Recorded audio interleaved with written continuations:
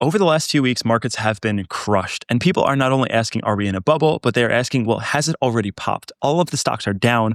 All of crypto, if you invest in that, is down. Everything is down only. And it's becoming a little concerning until just yesterday, where NVIDIA reported absolute blockbuster earnings results. They added $200 billion to their market cap. They had sales numbers throughout the roof. And I think it's a very optimistic data point that we're going to get into in this episode.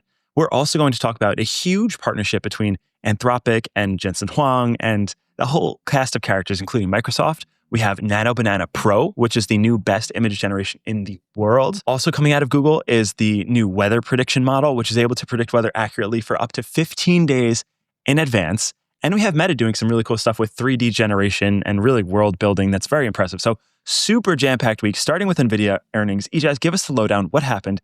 How big of a blowout really was this? It's a big week with NVIDIA's earnings this week, and they announced a record quarter, $57 billion of booked revenue, which is absolutely insane. I think it marks up about a 10% from last quarter.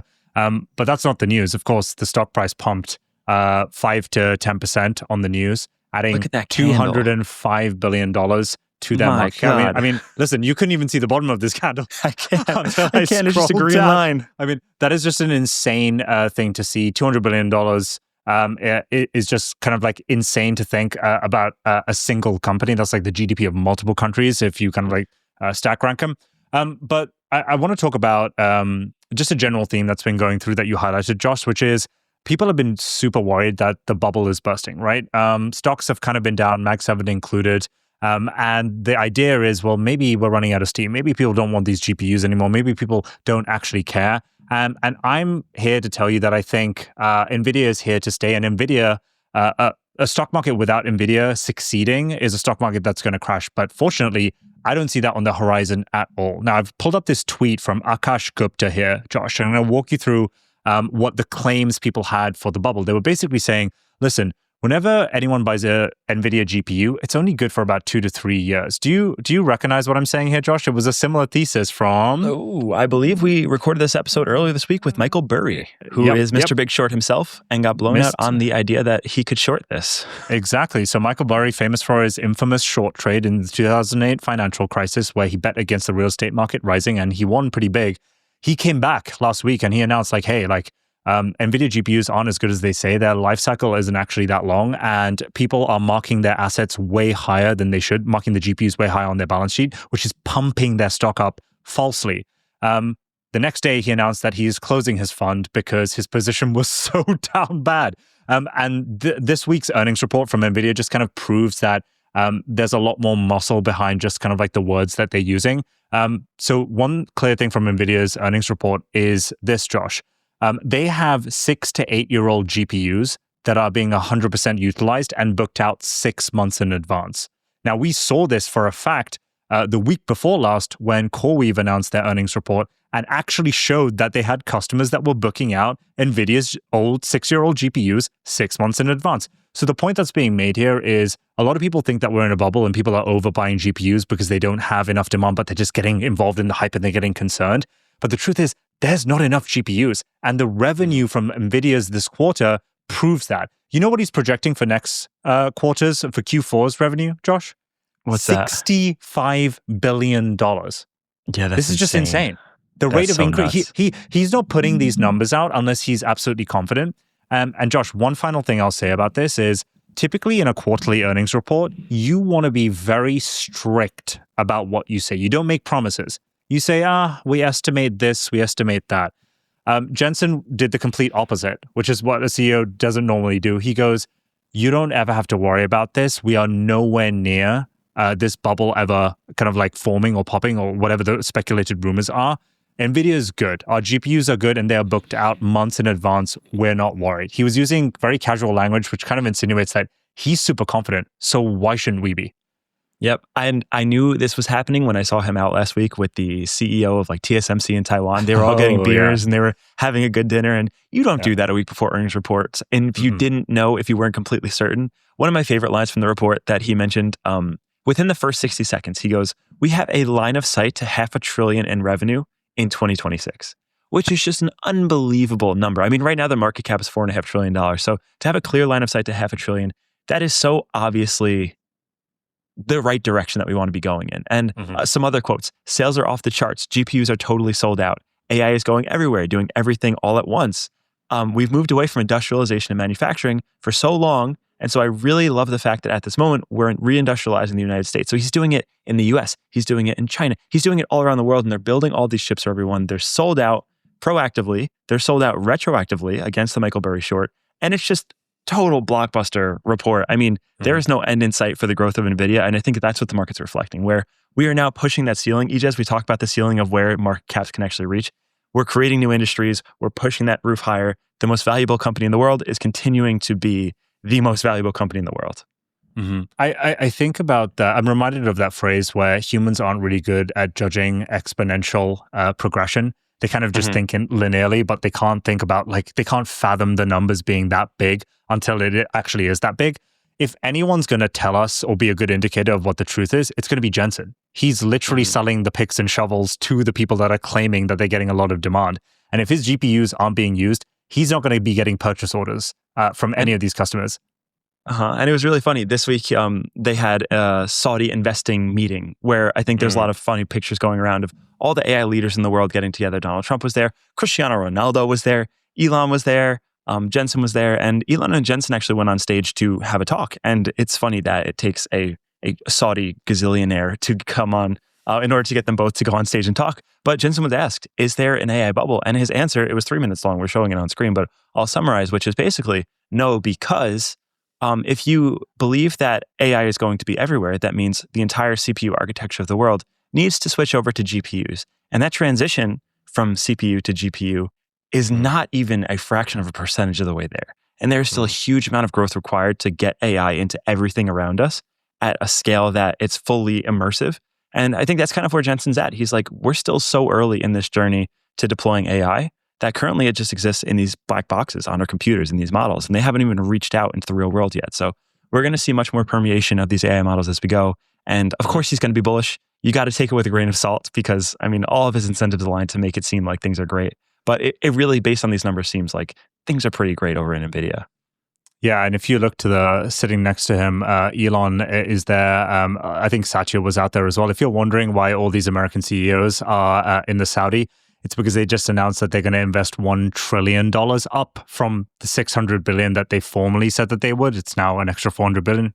You know, what's $400 billion to an investment into the US specifically for AI and data center infrastructure, which means that, you know, there's a really bullish sentiment around the AI models that are coming out of the US. But Josh, like, listen, we've just spoken about like how bullish Jensen is, but I have this thesis, right? I have this thesis that he's worried about another particular company breathing down his back. And that company starts with a G. Google, who had a pretty crazy week, Josh. They released their new Gemini 3 model, which is the new state-of-the-art model, best in the game, and by a wide margin.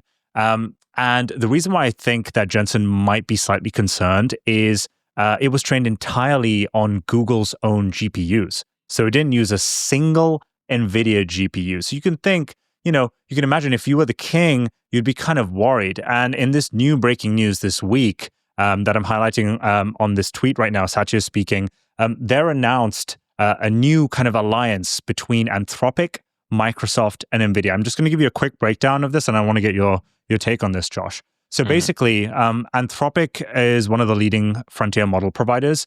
And they recently signed a contract with Google to buy $50 billion of Google's TPUs. Now, that's a pretty big number to buy a non-NVIDIA GPU. So probably Jensen is kind of like, hey, what's going on here? How can we work closely with you so that you use NVIDIA GPUs? So in this new partnership, they being NVIDIA, have agreed to invest up to $10 billion in Anthropic in return for them purchasing NVIDIA GPUs exclusively for their future models. But it's not just him. Satya Nadella, who is one of the biggest users of and purchasers of NVIDIA GPUs, also wanted to get into this fray and say, hey, I'll invest up to $5 billion of you, Anthropic, if you continue to buy NVIDIA GPUs via our Microsoft Azure cloud compute service. So there's this whole kind of linchpin kind of circling around Dario, who you see on the screen right now, to kind of like focus him on purchasing NVIDIA GPUs alone and not segueing off to use Google's TPUs. What are your thoughts? Any thoughts? Yeah, it's becoming very clear who the players are, and it's becoming very clear where the linchpins and points of leverage are. We have Anthropic, Google, XAI, OpenAI, Microsoft also. And then beneath that, we have NVIDIA, who makes all the chips for all of these people. And you're starting to see, we're going to have to make a visual chart to share with the people who are listening, to share it on screen, to kind of show the dynamics between the two, because, well, OpenAI is kind of working with everybody. Google is existing in their own silo with TPUs. Anthropic, Microsoft, they're all starting to work on these exclusive agreements where they're kind of locked into some things. And we're starting to see, I mean, again, we always talk about Game of Thrones, but this is very much the Game of Thrones, people positioning themselves, people being strategic about where they're giving exclusivity to, who they're giving it to, how long, how much. And we're going to kind of see how these play out. It seems like, to me, Google really is positioned so strongly in this, because you're starting to see these alliances between all these big companies, but they come at the terms of exclusivity, which is kind of a little scary when the world moves so quickly, because I'm sure everyone wants their own chips. They're just difficult to make. And if you lock into NVIDIA and suddenly there's a new chip maker with a breakthrough, it just creates, a little bit of turmoil. So it's funny. It's like Jensen is trying to further embed himself into the architecture, the mesh of these companies, the fabric of these companies. And I think that's probably what we're going to continue to see happening, is just further embedding himself into this process. So you can't leave. And these are golden handcuffs, man. The chips are great. They're the most cost effective. They're cheap, but like, you're stuck with me, whether you like it or not. Here we go. I mean, Darius Amodei, CEO of Anthropic, is kind of sitting there pretty, isn't he? He's got all this money. He's got everyone chasing after him. It's kind of like a sweet position to be in. I think there's rumors that he's raising at a $400 billion valuation for Anthropic in the next round. We'll see if that breaks, which will put it basically on par with OpenAI. Another trend that I find interesting from this, Josh, is just how relaxed these CEOs are at spending tens to hundreds of billions of dollars on investments purely in other companies throughout this year. Jensen, I think alone has spent, I was just looking this up, $50 billion this year just investing in different AI model frontier companies, either through GPU infrastructure deals or through direct investments at the behest of the US government. Trump basically telling him to invest in Intel is one primary example, right? I think he put in like a $15 billion check into that. So I've never seen people or CEOs rather being so freely relaxed at spending large copious amounts of money so aggressively in a single year, which tells me that this is a really important market for them to win. Like Jensen's just not sitting kind of pretty at the top of the chain right now being like, hey, I'm the richest man in the world. We have the most valuable company by a mile. He's thinking, whoever has the winning AI model is going to make us so much money. And right now I can't pick who that's going to be. I can't get to Google because Google already has the best model, but they've trained on GPUs that aren't ours. So I need to go aggressively for all the other bets. And that's what he's doing. Satya, on the other side, has the most golden cuffs position ever because not golden cuffs. He's sitting on the easiest, comfiest sofa ever because he's just broken out of his contract with OpenAI. So he doesn't have to exclusively invest in ChatGPT and OpenAI. He can invest in other companies, and he's making that pretty clear that he wants to. Yep. All right. Well, we've talked about Google winning. They're winning more. And they have some cool new announcements that I want to get into this week, starting with Nano Banana Pro, which for those unfamiliar or for those who haven't watched our previous episode on the Nano Banana release, that was the best image generation model in the world, bar none. It's incredible. It is so accurate at text. It is accurate at real world understanding the physics we always talk about. It's just, it feels like the first time that you could actually engage with an image generation model that understands what you want truly and can customize itself in a way that really makes sense. Nano Banana Pro seems like the next step in that. I understand that text rendering in particular is amazing, where you can actually get text. A lot of people, if you're not familiar, in the early image generation model days, text was very difficult and it often looked like gibberish. So it understood what a face looked like, it could make it, but a lot of times the hands would have like 6 fingers, the words would kind of look like squiggly lines, it didn't quite make sense. Nano Banana Pro seems to have solved basically all of this. What are the interesting highlights between Nano Banana and the Pro version? Yeah, so I think what Nano Banana really wowed people with was the quality of the images that they would produce, right? You mentioned that you can kind of like add text, and yeah, you're right, you could create a bunch of really cool product images with whatever brand you want on it, but it was really like the high fidelity of the image that people were like, what, you're telling me that's AI? That person is AI? No way, right? But it was lacking something, and what it was lacking was like kind of like that that full end-to-end experience where you could start with an image, but like say like, hey, I want to create another image almost identical and maybe a sequence of images. Like, can you help me do that? And it wasn't really good. It was pretty manual, pretty arduous. With Nano Banana Pro, which actually uses the Gemini 3 Pro model on the back end, you now get this cohesive experience when you're kind of like creating imagery with Nano Banana. So there's two main features that unlock here. Number one, you mentioned, is the text rendering. Not only can you add text, be it large or minute, into anywhere in the image, you can translate it directly into whatever language you want whilst keeping the brand consistency throughout all the different images, which is really important if you are, say, for example, a product designer and you want to kind of like create different concepts for different markets or countries that your product is in. You're able to kind of do that super simply. And then there's this thing called world knowledge, which basically connects Nano Banana, which is this text-to-image generation model, and train it on all of Google search's data. And the reason why this is important, Josh, is sometimes the intuitiveness for what you're asking for doesn't really translate very well. You might be like, hey, can you create a brand aesthetic in the style of, I don't know, what's a cool fashion brand? Oh God, I may put on the spot. I don't know, Louis Vuitton. I don't know, it's probably a terrible suggestion. It can't quite kind of like gauge what you're saying if you say like Louis Vuitton or a Dior 2025 type kind of like aesthetic. But now you can state that and it'll get exactly what you mean because it's trained on Google search's data, both trending and historical. So those are the two main things.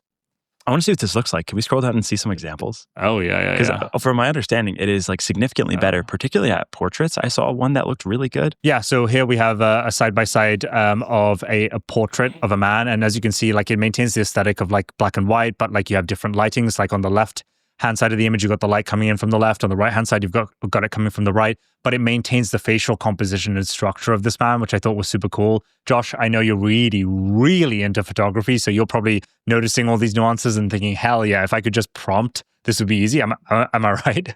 Yeah, I'm pixel peeping because the left image is Nano Banana, the right one is Nano Banana Pro. And as I'm like zooming in, I'm looking at these.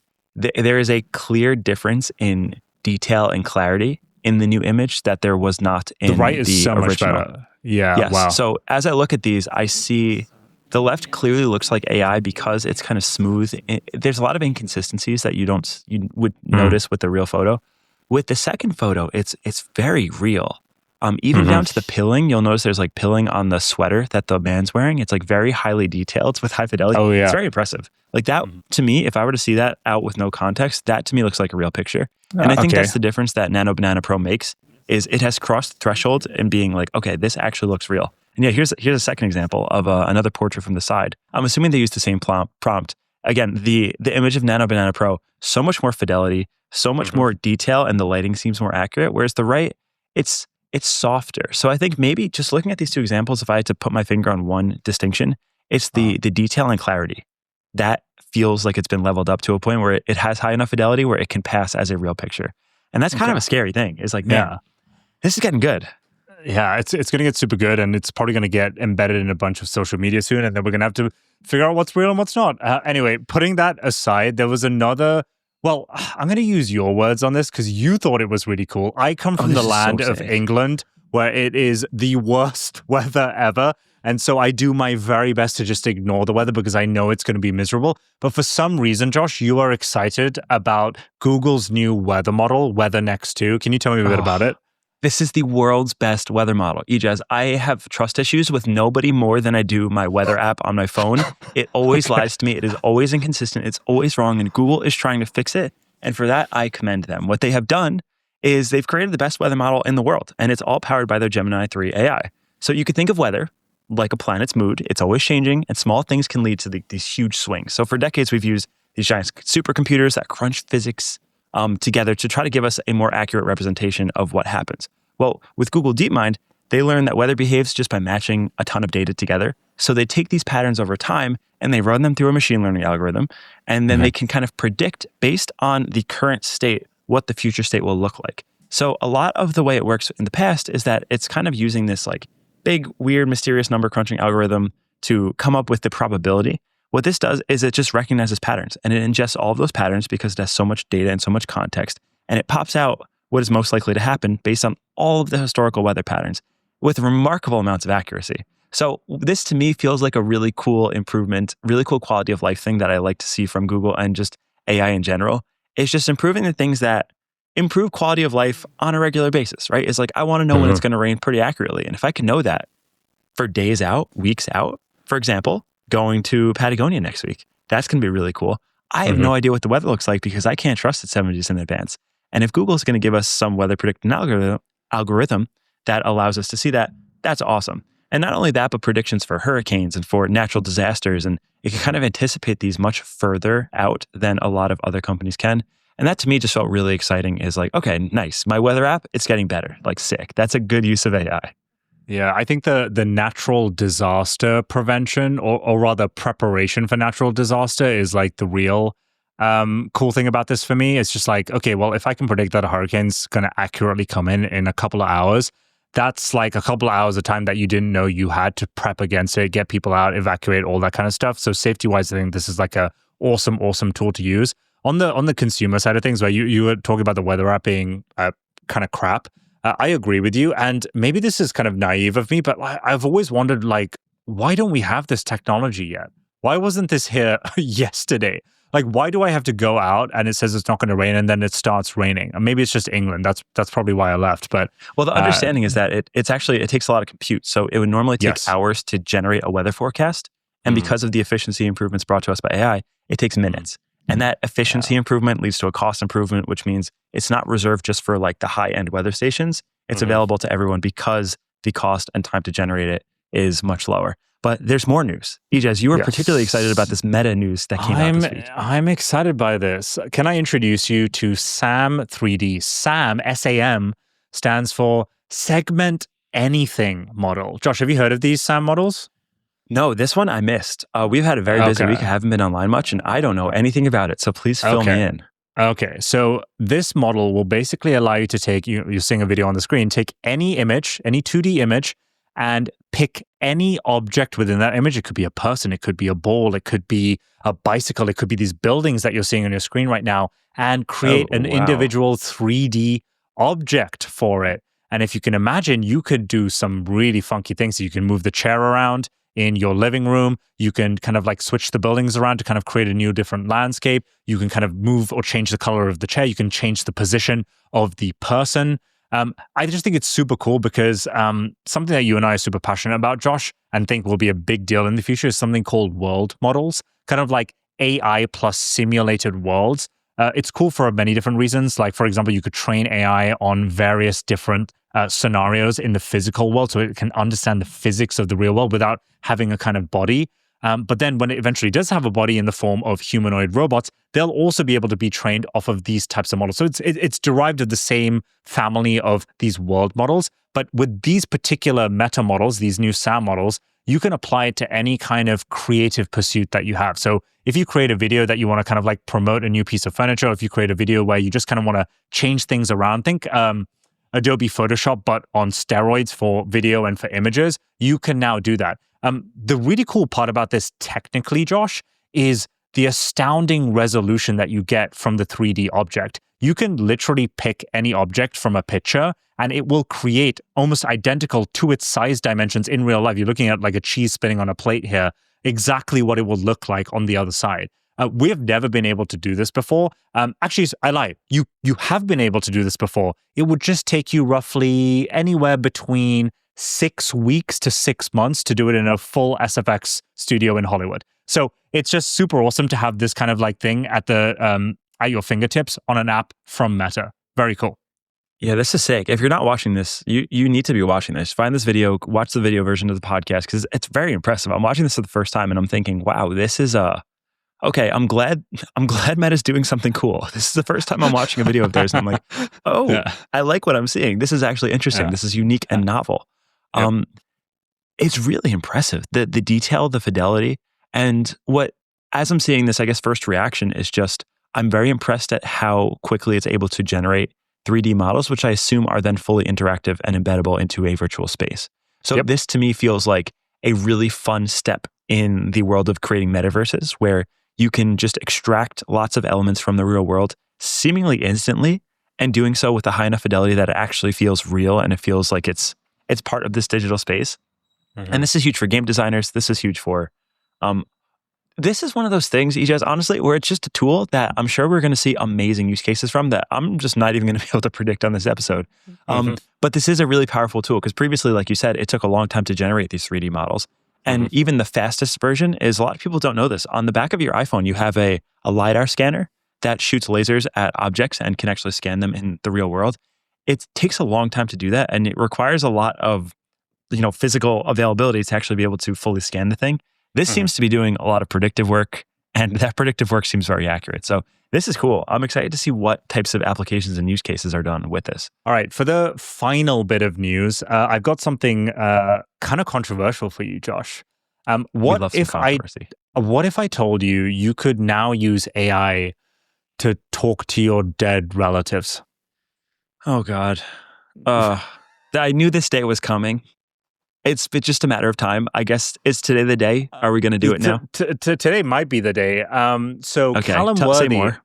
Callum Worthy, an ex-Disney Channel star, announced his new company called 2WAI, which allows you to talk to your loved ones. I kind of don't want to talk about this. I want to show you it. So I'm going to play this quick clip.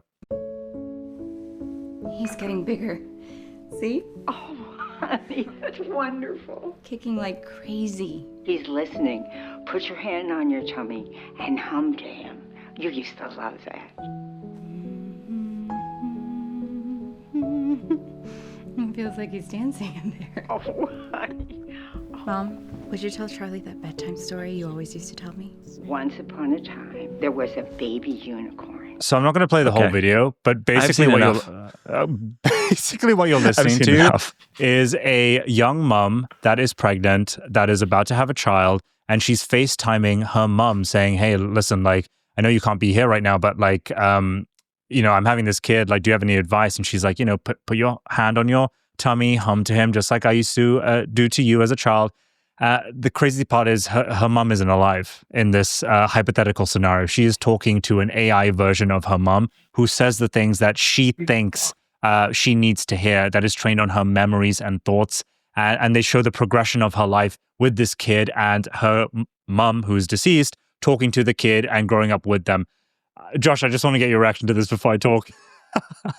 Yeah, I mean, again, I knew this day was coming. It's weird. I don't love it. I actually don't think this day is here because this seems very much like a theoretical video. This is not a real production-ready thing.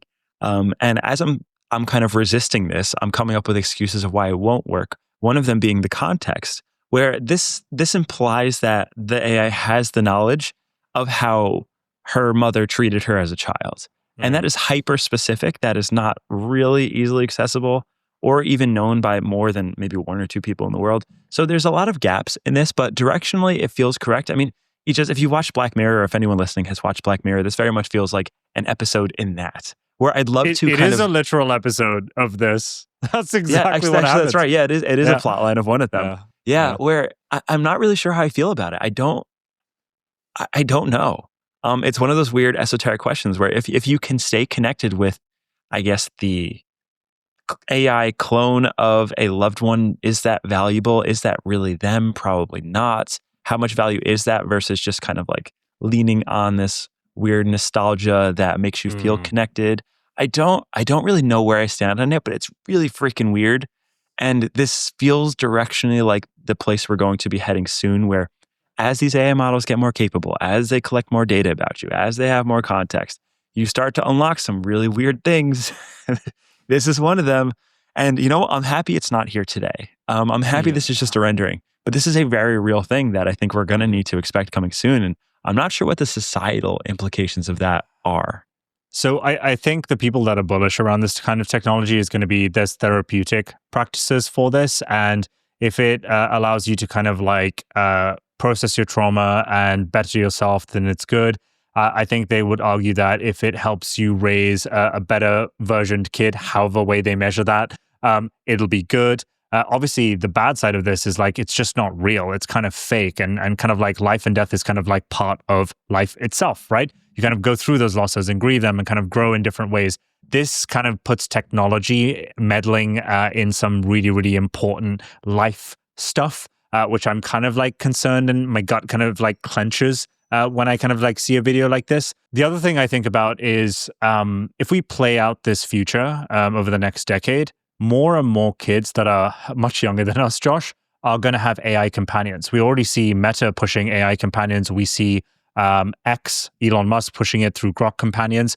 So if I envision a world where all these kids and eventual adults are so used to talking to AI companions, what's the difference between talking to a virtual AI companion and a virtual AI version of your mom? You know what I mean? So maybe this is a cultural thing that shifts. I don't like it. I'm not saying I like it. I'm just thinking maybe future generations are going to be more amenable to this than you and I are. Yeah, like every technology, it is a tool, and this cuts both ways. I think the example they're using here is an interesting one of being with people who have passed away. But I'm sure there will be many examples of people who you just do not have access to. So maybe you have a celebrity crush, you want to clone that person, and like you could start to see kind of how that gets weird quickly. Where this instance is seemingly okay. It's a little creepy, a little weird. It can get very weird very quick. So again, technology, this is a tool. We're going to see how it gets used. This is one narrow example that is going to be interesting to see play out. But I think that's everything for this week. That covers the gist of it. It was a big week in AI for the better and for the concerned. But I think, again, very optimistic outlook. NVIDIA has amazing numbers. Everyone is just trying to get more chips, trying to spend more money, trying to grow these AI models, and it's actually working. We are continuing to scale with the spend that we're doing. Therefore, it seems like we are not quite done with this run yet, even though markets might look otherwise. So we're going to have to watch and see. But I think that just about wraps it up for the week with everything. I think so. Just like NVIDIA's quarterly earnings, which they blew out the water, so did the Limitless podcast. We have had our highest performing month last month. And you know what we're going to do this month? Have an even higher one. You know what's going to help us get there? Is if the people that are listening to this show, you guys, wherever you're listening or watching this on, subscribe, turn on notifications, give us a 5-star rating if you think we're 5 stars. I personally think we are. It is the season coming up of holidays, Josh. We gotta spread the Hollywood. We gotta spread the holiday joy, the prosperity. If you're listening to this, if you enjoy us, please help us out by rating and by subscribing, even commenting. We love reading your comments. The feedback that you give is invaluable, and it actually feeds back into a lot of the types of episodes and ideas that we create in the future. So keep it coming, and we will see you on the next one.